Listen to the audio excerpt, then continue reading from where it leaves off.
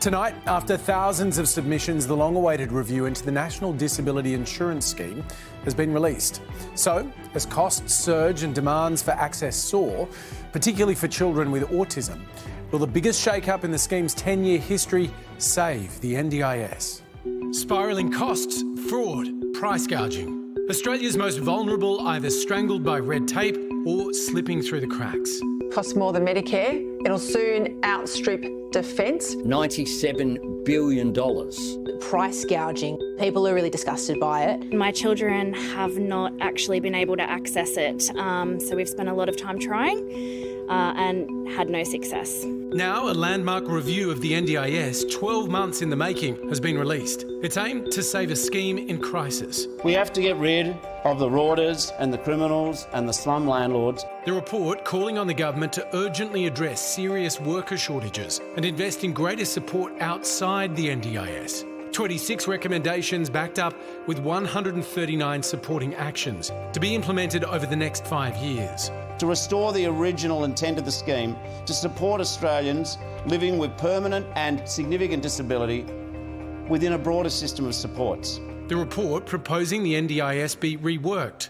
Those with the most permanent and significant disability will continue to get targeted support delivered through the NDIS. Those needing less intensive assistance will be helped through foundational supports outside the scheme, providing things like cooking and financial assistance, early intervention, and support systems for children with developmental delays. Children with autism falling into the second category, many set to be transitioned off the NDIS over the next 5 years. It sets out a blueprint for a more inclusive Australia, where people with disability aren't clutching to the only lifeboat in the ocean. What families will really need is an ironclad promise from all levels of government that no child with disability will be left behind as a result of these reforms. Of the more than 630,000 NDIS participants, 51% are children, most with a primary diagnosis of autism. That diagnosis alone no longer enough to guarantee a spot. Your child may need a modest amount of support that should be found in mainstream settings like schools and kindergartens and childcare. If your need is a higher level of support, then the NDIS is there for you. So, will Australians living with disability be better or worse off under the NDIS 2.0? Nicole Rogerson is the Director of Autism Awareness. Nicole, do you know how many people are going to be carved out of the NDIS because of this? We don't know an actual number yet, but what we do know is for individuals with autism, it's a very broad spectrum and we crudely refer to them as autism 1, 2 and 3. This particular change is probably going to affect children on the autism 1, the milder end of the spectrum, but we are talking about tens of thousands of children. Do you think people with autism are being unfairly targeted here? Look, I don't think anyone's unfairly trying to target autism. I think the reality just is it is the largest cohort. It's 30% of the NDIS. And if you look at those under 18 in the NDIS, you know, it's even greater. It's 55% of the NDIS. So we're just its biggest problem, really. So when it comes to looking at the sustainability of the scheme and how it's going to be managed going forward, it was obvious that autism was going to be one of the conditions that had to be considered. And it's a really tricky one for what I just mentioned, is that it's a broad spectrum. So it doesn't affect everybody with the same level of disability. So it's a complex issue. Do you agree with the premise that there are better ways of helping children with autism? Well, it's not so much that. I think if we're really honest, what we have to look and say what happened today is the federal government just shift some of the responsibility to the states.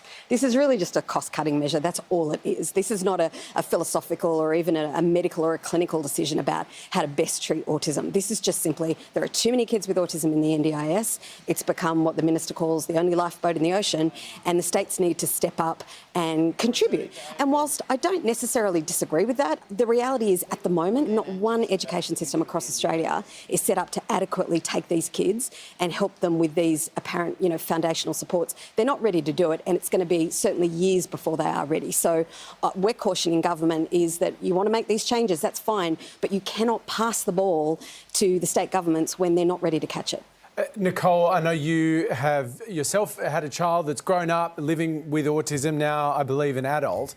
Do you understand why a lot of parents with kids on the autism spectrum tonight, learning all of this news, are pretty scared about what it means? Yeah, rightfully. And I don't think there's anything I could say to necessarily make them feel better. I would just say, though, for those families who have children with more moderate to severe types of autism, I think you can rest easy. This is not about you. Since the start of the NDIS, Australia, is more than any country in the world, has had a massive increase in the amount of autism diagnoses.